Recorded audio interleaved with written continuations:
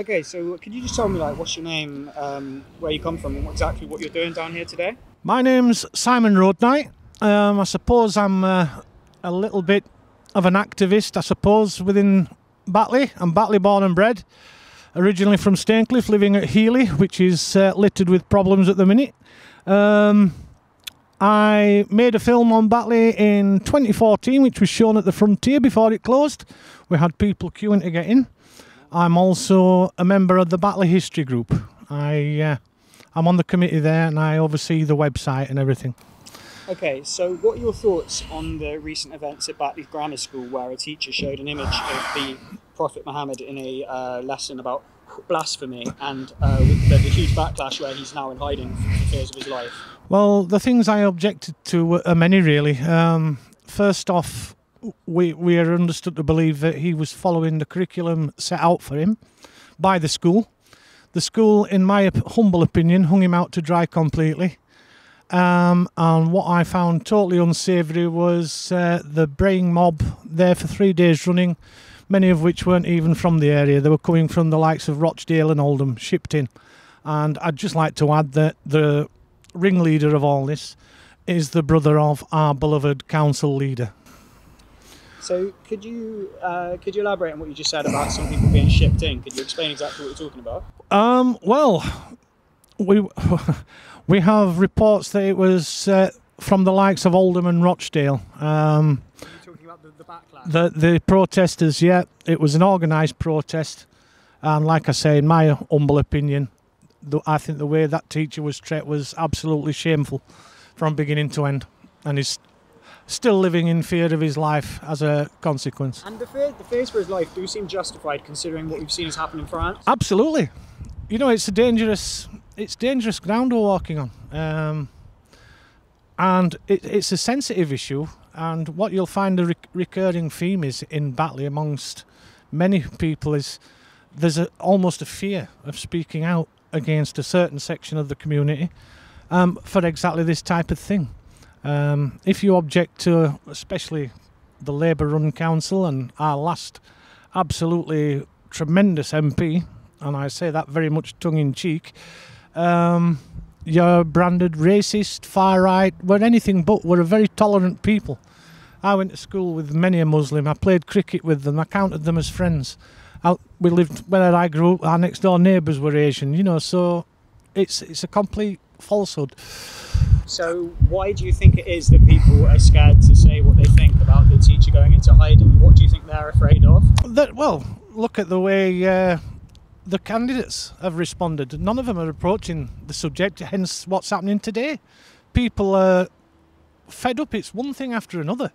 Could you explain to me what you just said? Because explain to me as if I know what you're talking about when you say that they haven't spoke about it, but pretend that I don't know anything about it. Right. Well, the situation. It's a hot topic, obviously. You know, again, it put Batley in the headlines for all the wrong reasons. You know, this is a great town, great people, and it's been spoilt. I mean, again, in my opinion, by a left-wing agenda. And I'm talking as a former Labour voter. I wouldn't dream of voting Labour right now. I dare say I'll never vote Labour ever again since Mr Corbyn came in. The whole agenda seems to have changed. You know, the new lad, Sickier as I like to call him, is no better. It's virtue signalling, wokeism, all these terms that you're hearing. We're bombarded with it, and Batley has real problems. You've only look at the high street. I was a chairman of the Friends of Batley Library because that was under the threat of closure. This fantastic building here right behind you, Kirklees Council wanted to close that a few years ago, and obviously I gave that role up for health reasons, as you can see. I couldn't do everything, and again, there's an air of nastiness in the town. You know, the problems here are many. You know, speeding cars, lawlessness is where I grew up in Staincliffe. It's changed beyond all recognition. You know, we've had bodies in walls, exploding drug factories. The horror stories are many, And I think folks just had enough. And if you speak out, you're racist. You know, and it's just, to me, it's coincidental that the perpetrators have been Asian. It could have been anybody, but they have been. But you can't talk about it. And I've always said, for whatever reason, the Asian community seem to be above criticism. You cannot call their actions or what they stand for into question whatsoever without being branded racist or a far right. I'm not a far right extremist. I met Jo Cox. I met her on a number of occasions. I quite liked her. I won't be voting for her sister all the same, but... What do you think about the fact that none of the other candidates are choosing to speak about this issue, and why do you think they're not choosing to speak about the issue? Because it's a sensitive issue, and we're thinking straight away, the likes of myself and many others are thinking, because they're pandering to the core vote, what's called the core vote, whether that's true or not, I wouldn't like to say. But it's a sensitive issue, it needs addressing, and they're not willing to do it. Yet you'll have Miss Ledbetter posing on the steps of Dixie's fast food place with them all wearing Free Palestine t-shirts. That doesn't go down well here. It might do well among the Asian fraternity, but it won't do it for the rest of everybody. And Labour just cannot get that into their heads. They cannot understand that things like that upset people. Everyday man in the street. And this is what we're up against. We've been battling this now ever since, sadly, the demise of Jo Cox. Tracy Brabin were a complete and utter washout. Who will you be... thanks for sharing all that, by the way. Oh, you're okay. Who will you be voting for, and who do you think's going to get in? I actually think the Conservatives going to win, and if push comes to shove, I shall be voting, because I believe folks should go out and vote. I shall probably vote Conservative, and that is something I can assure you that I always vowed I would never do. That is, again, demonstrative of the depth of feeling that exists in this town right now. People have had enough of Labour and their half-baked policies. You've only to take a look on Commercial Street. I stood there on the steps of the library, about 5 years ago, the Saturday before Christmas, and if I counted 10 people walking on there at dinner time the week before Christmas. That says everything you need to know about this town centre right now. It's very, very sad. And it upsets me because I do care a lot for my town. Could you tell me what your name is and what you're actually doing here today? Steve Storysmith, my name is, and I'm quite a new member of the Reclaim Party. I thought I would come up here and take the opportunity to see what is actually happening here. I'd like to meet Laurence, and I've got a few things to discuss with him, so I would like to kill two birds with one stone, really. But this is important, a perspective of, well, a mirror image of what is happening around the country. We all want to live in peace, we all want to live in harmony. I don't think our government's allowing us to do that. What do you mean by that? Restrictions on our civil liberties, basically. I think we've gone far enough with what we've been experiencing over the last year or so.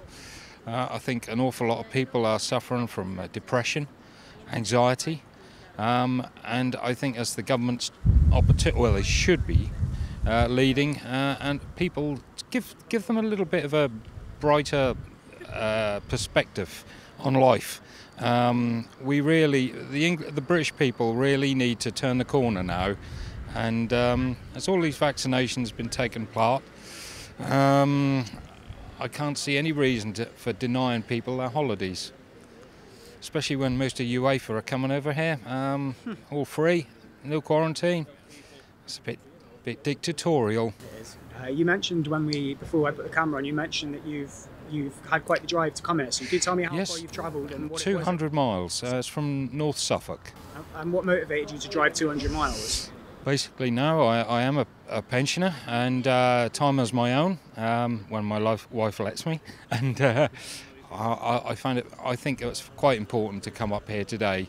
I know Yorkshire quite well because I've got relations up here, but in Otley. But I've never been to Batley before. But I find this extremely important, and I've met a lot of people from the broad spectrum of society, all very friendly, all very nice, and I just want to see how far this goes, and I hope as a good debate this evening, a nice, peaceful, tolerant debate. I agree. Could you tell me what you think about the incident that took place at Batley Grammar School, where a teacher's now in hiding for showing a picture of a cartoon mermaid? Possibly it's a double-sided thing. This is. Perhaps the gentleman concerned, the picture he used, I don't know what the picture he used, I have no idea, but perhaps some people did find it offensive. But on the other hand, there must be debate about this and understanding from both sides. I'm sure the gentleman concerned had no intention of offending anyone's faith. We've all got to be very tolerant of each other, and if someone has overstepped the mark, I'm sure he's extremely sorry about it, but I think we need to come together, all groups, all religions, we need to come together and talk more and learn from each other more, as we're a very much a mixed society in our country now, so we must learn from each other. Do you think that if he, because he showed this cartoon of Prophet Muhammad, do you think that that's like, do you think that the backlash was appropriate to the action? Did the punishment fit the crime? Well, I hear the gentleman is in safe house at the moment with his family, regarding he's worried about his life, which is extremely worrying. Everyone makes mistakes in life, but they shouldn't have to pay for it with their lives. There should be an open debate about this. I think also the local constituent Labour Party should be more to the front on this and try and possibly rectify it. We can't keep stepping away from things like this. We have to have debate, and after all, that's what our country's based on. We must be tolerant of each other, and I don't like anybody being threatened, even though they probably did it without any bad intentions. But I just hope the community he offended will take a step back, and possibly we can, you know, come to some kind of compromise where everyone is happy.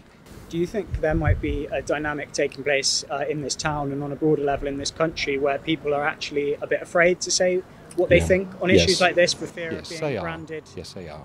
They are. What are your thoughts on that? Do you think that's the thing, and what's your thoughts on it? They are.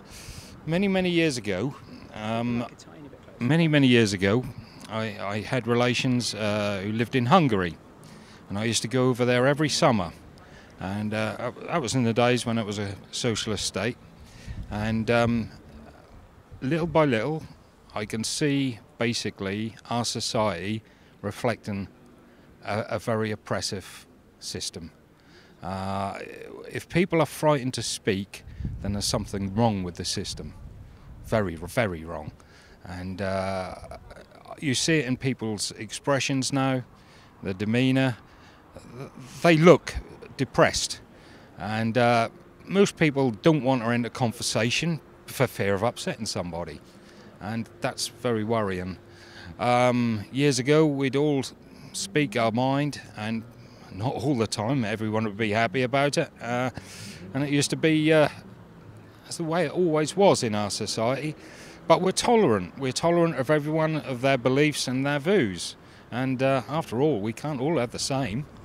But we must live together in peace. That's most important. There's so much war and strife and anger and hate in this world now. And we don't want anything like that to happen here. We really don't. No. Okay, so could you just tell me like who you are, what your name is, and what your relationship with the area is? My name's David Spite. I'm a resident of Batley. My kids go to Batley Grammar School, so we were obviously affected by the incident that took place earlier this year. And after all the disruption, obviously with COVID and things like that, we didn't understand really why anybody would want to disrupt the school. You know, after these, after obviously the year that we've had, over the lesson that took place, and also we never understood why exactly the teacher was sort of thrown under the bus as a scapegoat when other teachers had taken the same lesson before this, you know, and it were known about. His superiors obviously kind of, if anyone should have answered to any calls of any wrongdoing, then, you know, we think his superiors should have been talked about more. And you know, the final thing is that he's still in hiding, you know, and his family's in fear for their safety and their livelihoods. And in this day and age, that's just wrong, completely wrong. You know, nobody committed any crimes here, and yet, you know, the teacher's left in fear for his life. Do you think that it's justified to fear that he has taken into account the incidents that have taken place in France? Well, I do, yes, because there's a lot of things, whether right or wrong, but it were called a peaceful protest, but we heard reports that people were carrying knives at the gates. I mean, who goes to a peaceful protest carrying knives? Also, why were people coming in from Rochdale and Oldham? The people outside the school, they were not even parents of anybody at the school. They were not, half of them were not even from Batley. So, yeah, I think it is justified. Do you think that we have a problem in this town, but on a broader, like, national level in the country, maybe even, you know, in the entire Western world, of people being scared to say what they think for fear of being branded a certain way?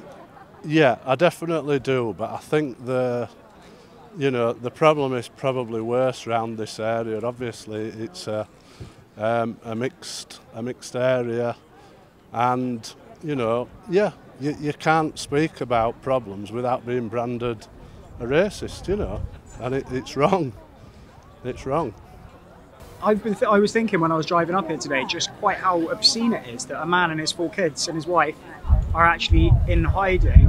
Do you think that the national press and the major political parties are doing their job in reporting on this properly? No, I honestly think that for anybody that wants to be elected for this area, you know, this is completely wrong, and the first thing that they should be addressing, the first thing on that agenda should be, we should all get the facts of what happened at Batley Grammar, why it happened, who was to blame, if there is anybody to blame, how we go on after this, and get that teacher back in his role safely. You know, it's completely wrong. Nobody should live in fear to go and do their job. You know, and that's wrong. What do you think is the solution moving forward? Do you think there's any way that this guy is going to be able to return to his job? I'm not sure there is, no. I'm not sure there is. I think one of the biggest problems straight away, I mean, I'm not saying that the headmaster of the school acted alone. I'm sure he was advised by his superiors in whatever way, but unfortunately, he was made a scapegoat right at the beginning, which it's kind of, as soon as he was suspended, that's like admitting some kind of wrongdoing, you know. And the press, you know, even though there are facts come out quietly, after nobody's been kind of making this as public as it possibly could be, to try and let people know that the teacher, he never acted on his own showing these images, as far as we know. So, again, why are people not, you know, shouting from rooftops that it's not the guy himself? You know, they didn't create the cartoons either. It was shown in a lesson that is used to educate kids, you know. And to be honest, I'd be offended if my kids were not, you know, made aware of these sort of issues that caused the atrocities abroad. I'd be more offended about that. Do you think here in England we should have so much sensitivity to any religion? Do you think it's important for us to be able to criticise and even mock No, we religions? should be tolerant, and we should take in. But as I said, the protests that happened at Batley, why does any parent, no matter what, want to disrupt the school more, use those kind of tactics? You sit down with the people in the school, you know, talk about it and resolve the issues that are there. Not you know, grown men outside disrupting a school. And at the end of the day as well, I think we bring our kids up in this country or we should want them to be sort of building their own impressions on current affairs. Getting the idea behind these schools is to gain their own opinions, get their own make their own facts, and be a better generation than we were before. You know, so. I couldn't agree more. If you could hold the mic a tiny bit closer to you for the final question.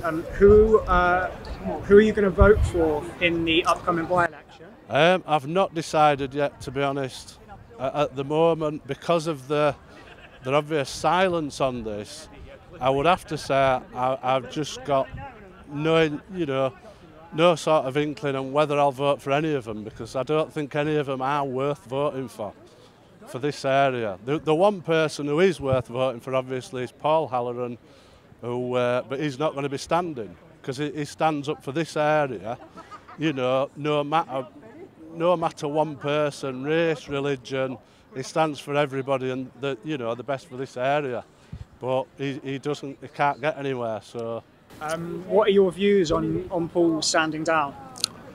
Well, I wish he'd have carried on, but it's obviously, it's difficult for him to get anywhere, and there's a lot of apathy as well. I think a lot of people just don't turn out and take any interest. Everybody's busy, yeah, but there's not enough interest in it. It's too much apathy. So, that causes, situation as we have it. You can't complain after when you don't take any time to get to know anything about the candidates who are standing for the area, Simple as that. One last question then. What exactly are you doing here this evening? Well, we wanted to hear the outcome, and hear what's said here and see if there's, as I say, we feel really sorry and upset for the teacher. There's such a lot of backing and support for him from the school. The kids set up the petition to get him back, and how people can stand by and let a guy like, of his age and his young family have his career trashed, and fear for his life, and then not really be making that the first issue is just disgusting behaviour. So that's why we're here, we want to see some resolution to it.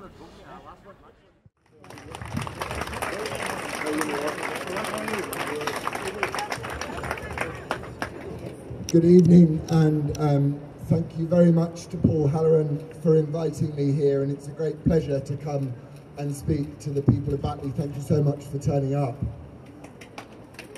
The reason I am here is because I stand with the teacher, and it is and I believe that it is absolutely shameful that neither of the main political parties are addressing this clearly very important issue. The Reclaim Party stands for freedom of speech, for tolerance, for the broadest possible debate, and for the preservation of our British culture, our shared British culture. We are all British here. As you all know, in March, a teacher at Batley Grammar School showed a cartoon depiction of Muhammad in a religious studies class, and subsequent to this was suspended by his head teacher. He was thrown under the bus by his local education union, he was thrown under the bus by his local MP, and he was thrown under the bus by our government and mostly by the media.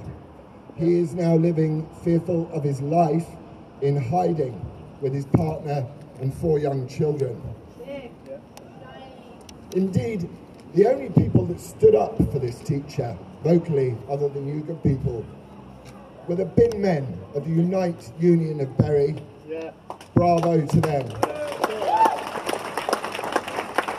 And to the young students who formed a group in opposition to his suspension from within the grammar school, and I applaud them, and they are our hope for the future. It has since been agreed that pictures of the Prophet will never be shown again following this direct action, and the school has apologised to the demands of an intolerant minority. And now, as a result, we have a de facto blasphemy law. brought in by a mob, not by Parliament, not with royal assent, but by a mob. This is not the Britain we want to live in. We cannot have an education policy driven by intimidation, bullying, and death threats.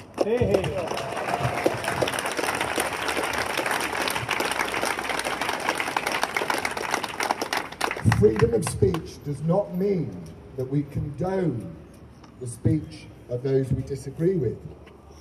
It means that we fight for their right to express themselves freely. Without freedom of speech, other weapons are used to make people's points for them. The fact that the Batley Labour Council tried to ban this gathering today makes very clear where they stand on freedom of speech. And as Martin Daubney quite rightly pointed out, where the hell is Ryan Stevenson? But I want to be positive, actually. I want to say what has been so heartening is this group of students who stood up in Batley Grammar School in the absence of any moral leadership whatsoever from their elected officials and those who are charged with their care of their education. And having had long discussions with Paul Halloran, who is a wonderful man who cares deeply about this area, we decided not to stand and let the main parties fight it out between themselves. The Reclaim Party will be standing a candidate here come the general election when Boris calls it. And we very, very much look forward to introducing you to our candidate. Some of you may know him already. With that, I'm going to pass you back to Martin. Thank you very much again for coming and for listening. I stand with the teacher.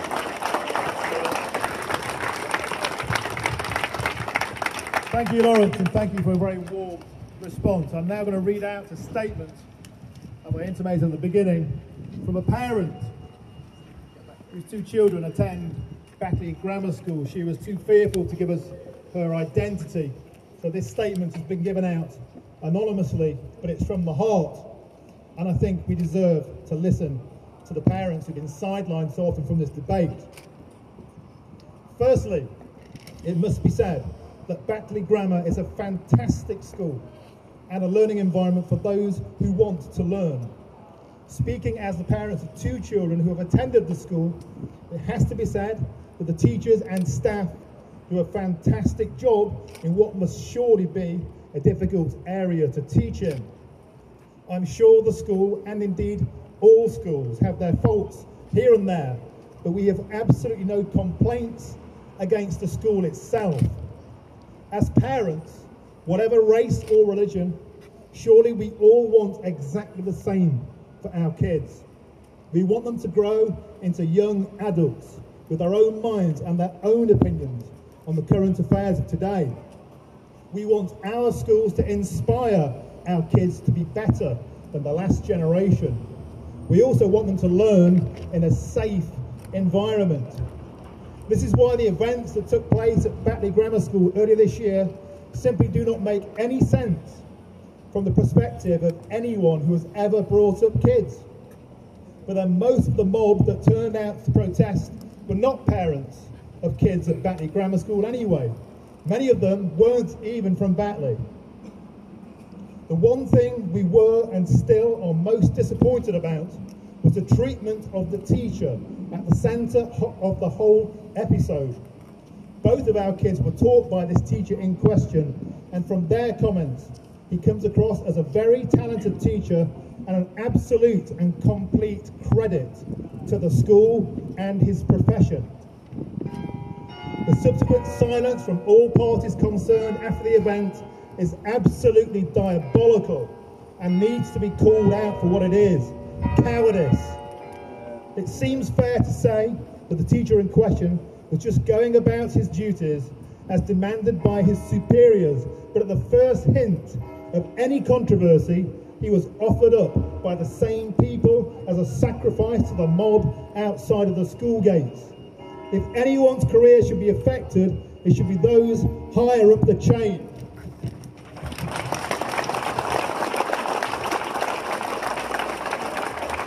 Finally, the act that this teacher and his young family are still having to be hidden away in fear for their lives, and all the current candidates candidates vying for your vote don't think it even warrants a mention in case they upset core voters, it only goes to show just how far Batley has sunk in the last few years. Those current candidates and the media who allow the facts to be skewed at the expense of this teacher and his family's safety and livelihood should be deeply, deeply ashamed of themselves.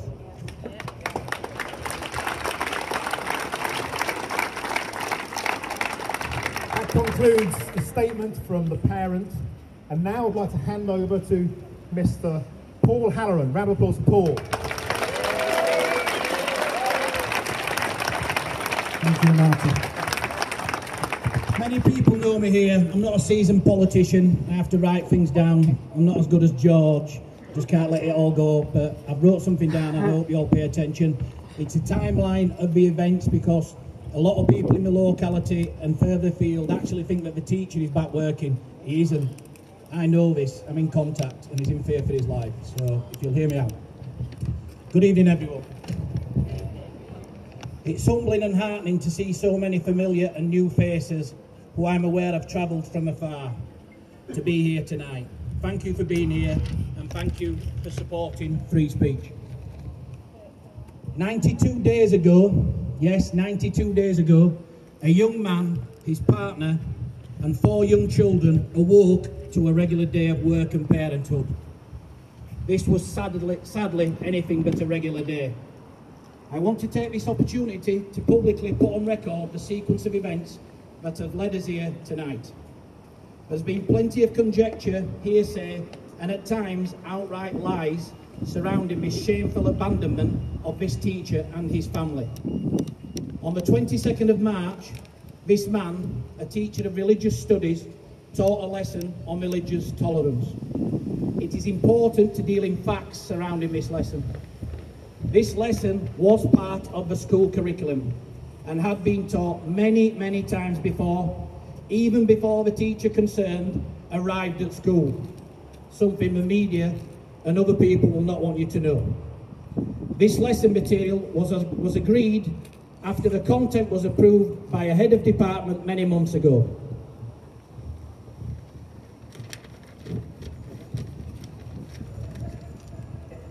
It's also crucial to know that 2 Muslim teachers were consulted and agreed that the lesson and its contents were fine to be shown to all the students. To correct another misconception, the teacher did not produce any images whatsoever. They were part of a PowerPoint presentation that he and many other teachers had again presented previously. This lesson and previous lessons are driven by the right of educators to think freely and to engage their students in open, critical discussion in a contextualised manner. On March the 25th, a group of protesters arrived prior to school opening to demand an audience with the head teacher. Within the first 2 hours, Mufti Mohammed Pandor, the council leader Shabir Pandor's brother, turned up making demands. And not seeking to calm the situation, he was, it seems, heightening it. Mufti Pandor, ironically, represents a group titled the Peace Institute. I'll leave you to figure that one out. The head teacher, Mr. Gary Kebble, then issued a shameful and cowardly statement that effectively threw his colleague, the teacher, under the bus.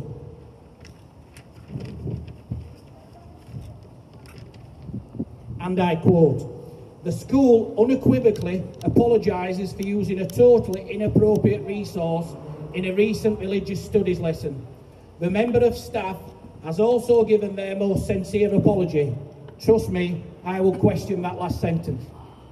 We have immediately withdrawn teaching on this part of the course and we are reviewing how we go forward with the support of all the communities represented in the school." The MP at the time, Tracy Rabin, issued the first following public statement, which she deleted later, but I screenshot it because I knew she would. The upset and offence this has caused is understandable, but it was also predictable. I am pleased that the school has recognised it was inappropriate and apologised for the offence concerned. No consideration for the teacher, no consideration for his partner or his 4 children. I hope the school and concerned parents can now move forward constructively and focus on their children's education, overcoming the challenges presented by the pandemic. That'll be Boris's fault, according to Tracy. We have all seen, since the findings of the independent investigation, for which the teacher and his other colleagues were totally cleared and exonerated, a report that has now agreed to create its own de facto blasphemy laws.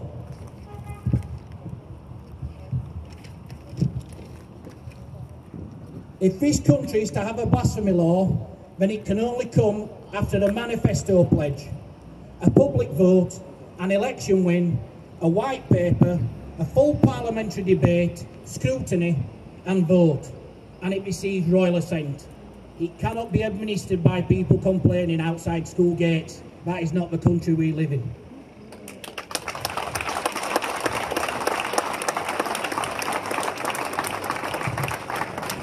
This goes to the very heart of what our ancestors have fought for and in many cases paid the ultimate price for. The statement confirming such does not once apologise to the teacher and any other staff who were suspended. The lack of transparency in its contents is telling. The implication being that he can go back to work there. He hasn't, he can't, and he may never feel safe enough to do so.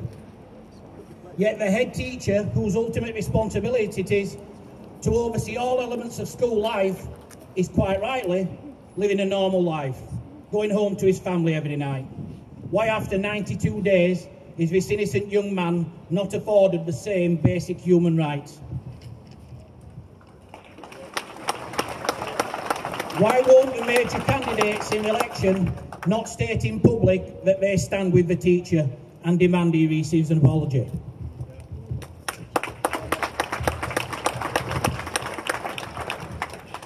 The same can be asked of the West Yorkshire Mayor Tracy Brabin and the council leader Xavier Pandor.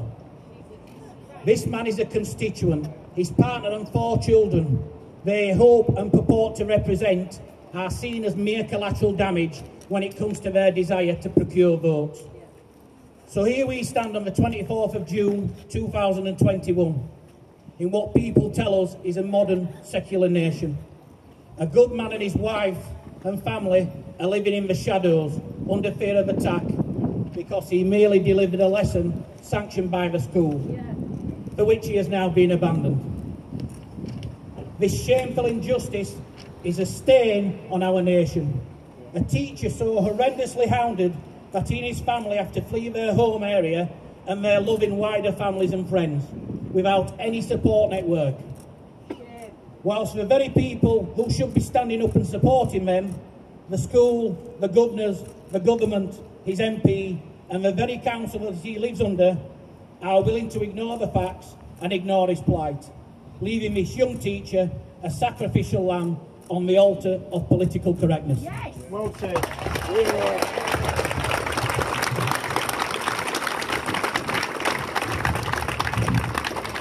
You may also ask, where are his union in this?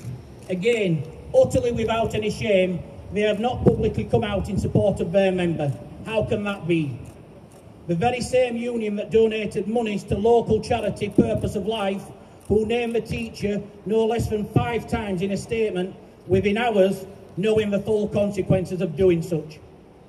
This is the most important issue in this by-election and in any election. I'm here proud to stand shoulder to shoulder with a man and his family. It's what we do around here. We support our own, no matter what creed, colour or religion.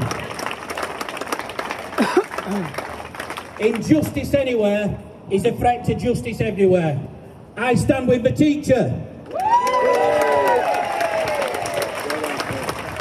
Okay, as I said at the start, this is a balanced debate, and we reached out to all parties, and we have a statement from Kim Ledbetter, the Labour candidate for Batley and Spen, which we shall now read out in the interest of keeping this balanced and fair. People are saying don't read it out, but I think I have to read it out because this has to be a fair and representative debate. So here's the statement, it's not long. I believe absolutely that in a strong, vibrant democracy, everybody should be free to express their political views. We want vigorous, healthy debate in this country, but it also needs to be respectful. It is universally accepted across all democratic nations that the right to free speech comes with responsibilities. Incitement to hatred is rightly prohibited by law. But beyond that, we all have a duty to ensure that we conduct ourselves without resorting to abuse or intimidation. In the case of the Batley Grammar, the report, which I fully supported, made it clear that the materials used did cause offence and that the issue could have been addressed differently. You're not stormtrooping a school. But it also said that it was never the intention of the teaching staff to cause offence. Mistakes were made, but this was not done out of malice or ill intent. And in my statement at the time, I said it was completely unacceptable that a teacher and his family were forced into hiding. That's a statement from Kim Ledbetter. Make of it what you will, but I believe in tabling all opinions on this. And that brings us on... Hey, pardon? Yeah, well, she was invited along tonight but didn't want to come along. But anyway, we read out a statement. It's now time to move on to our next speaker tonight, Mr. George Galloway.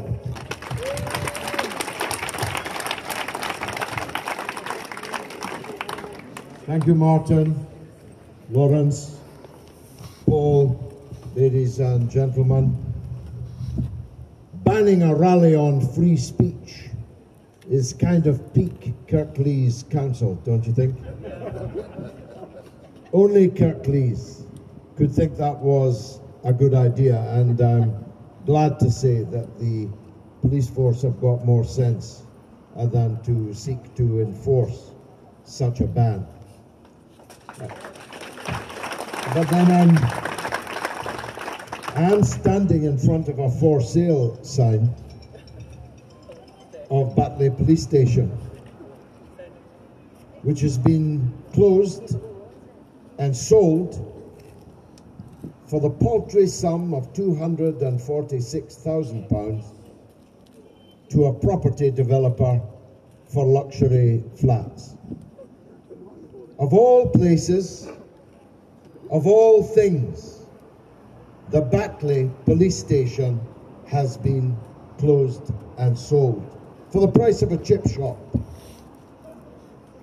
I'm investigating to whom it's been sold, and if I'm elected as the MP, I'll be investigating it even more deeply, and I'll be investigating why it was sold for such a low price. I intend to open the books in Kirklees if I get the chance to do so. Paul has just opened books tonight on this affair, which most people don't know about. And that's because neither the media nor the political class here has wanted the whole facts out into the open.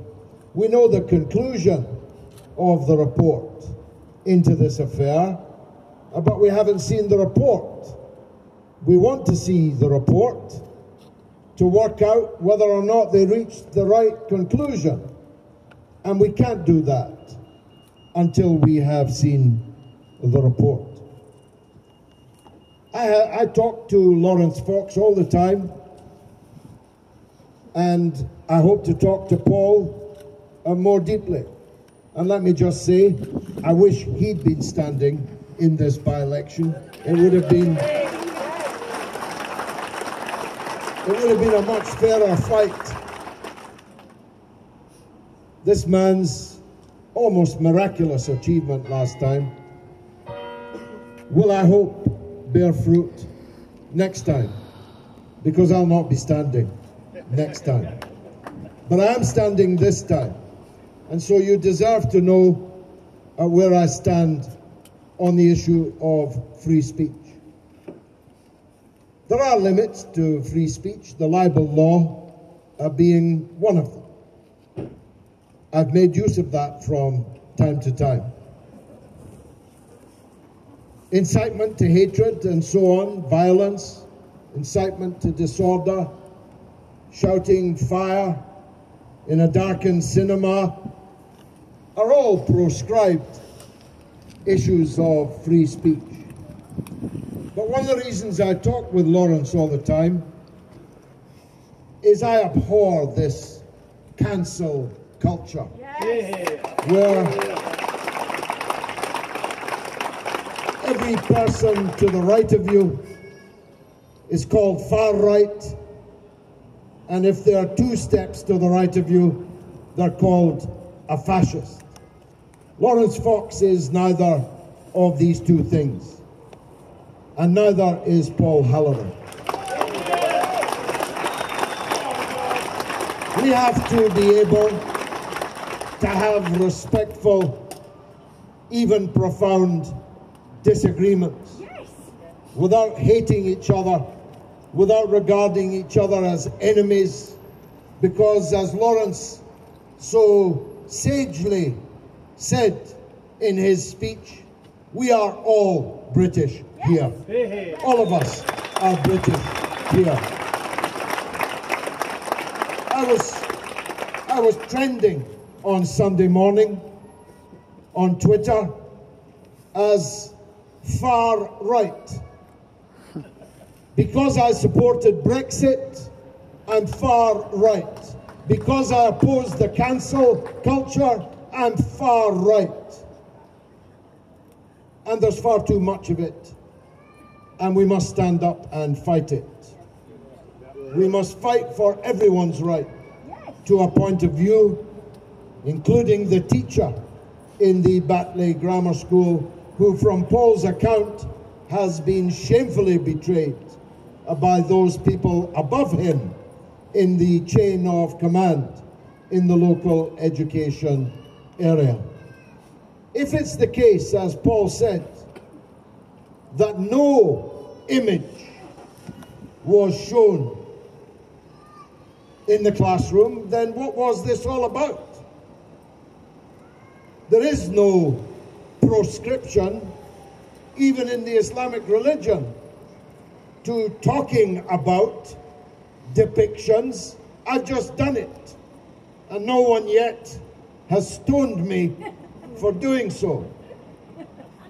If there was no image in that lesson, then what was this all about? With such tragic consequences, not just for the family and the teacher, but for the reputation of this area. Already, we have one dark cloud over us, because here, a member of Parliament was cruelly murdered on the streets whilst exercising her public duties. And now we've got another one, the Batley Grammar issue. We want this place to be recognised in Britain and beyond for something better than those 2 things. And so we need a political class that has some brains and has some courage. Those lions, the lion and the Tin Man in The Wizard of Oz, strike me as a fair depiction of the political representation we've had around here. Labour are complaining there's a by-election, but it was them that caused the by-election. It was their MP doubling her money and going on to what she thought was a better job than the lowly task of representing this constituency in the House of Commons. Well, she may not have represented you. She's certainly flown the course. She's bolted and is now being even more handsomely remunerated for doing so. I am very concerned about what's taught in the schools. Some of you won't like this. I'm the father of 5 school-aged children. And I don't want my young children at primary school, aged 7 and 9, taught about sex. I don't want them taught how to masturbate. Hey, hey. I don't want them taught about anal sex. I don't want them taught that there's 99 genders. I don't want them taught that men can become women by the mere act of declaring themselves to be and end up in an Olympic team beating the actual girls and the actual women. I don't want them taught that parents chest feed when in fact it's women who breastfeed. Glory to women. Women hold up half the sky. This kind of woke, liberal identity politics is anathema to me. So I want parents' views on what their children are taught and when they're taught it to be taken properly into account. And in this area, that is not happening. We have a council so stupid, they sold a police station and tried to ban a free speech rally. Napoleon said that war is too important to be left to generals. Well, education is too important to be left to Mufti Pandor, Councillor Pandor, or teachers, or head teachers. We, the parents, have to have our wishes properly taken into account on the curriculum. In religious education, in PSE, in the way our history of our country is taught, so that our children are not taught to hate their own country, to think their own country is the worst country in the world, when in fact it's the best country in the world in which to live, which is why so many people want to come and live in it. I've gone on perhaps too long. I could have sent you a message. I could have sent you an email. Or like the Scarlet Pimpernel standing for the Tory party, I could have just disappeared. But Laurence Fox invited me, Paul Halloran invited me, and it's my honour to stand on this platform with them. Thank you very much indeed.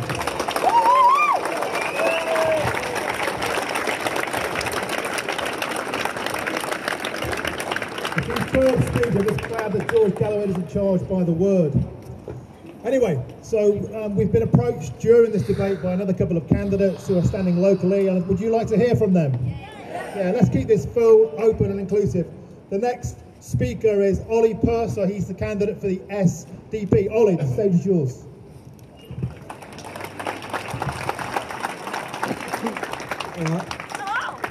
Follow George Galloway.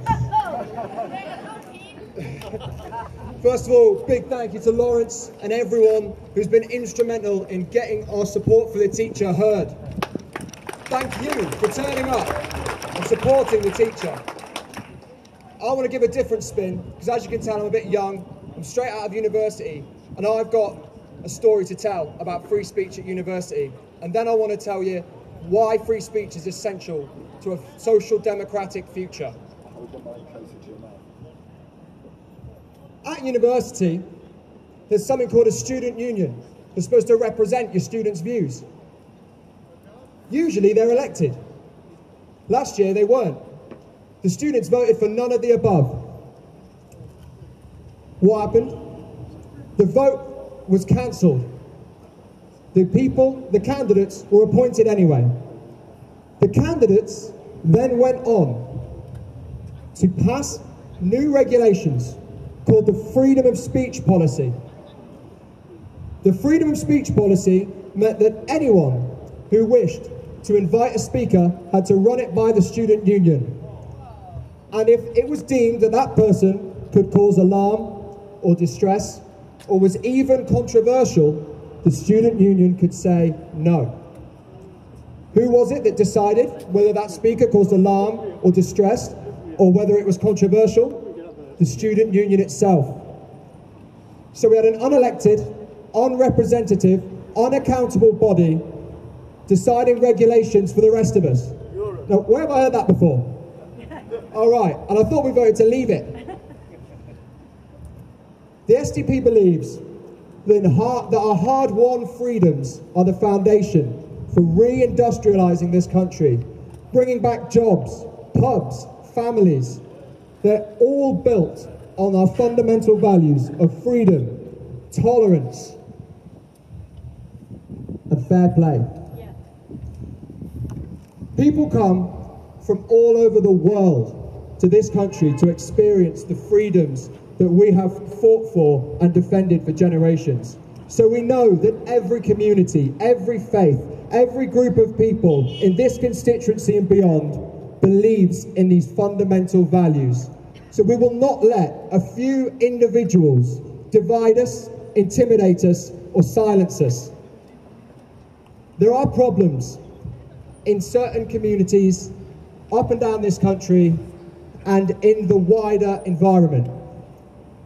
But we can all be united, wherever we come from, whatever our background, by British values of fair play, freedom and tolerance. That's the cornerstone of a social democratic future, and that's what we want you to vote for in this election and every election hence. Thank you very much.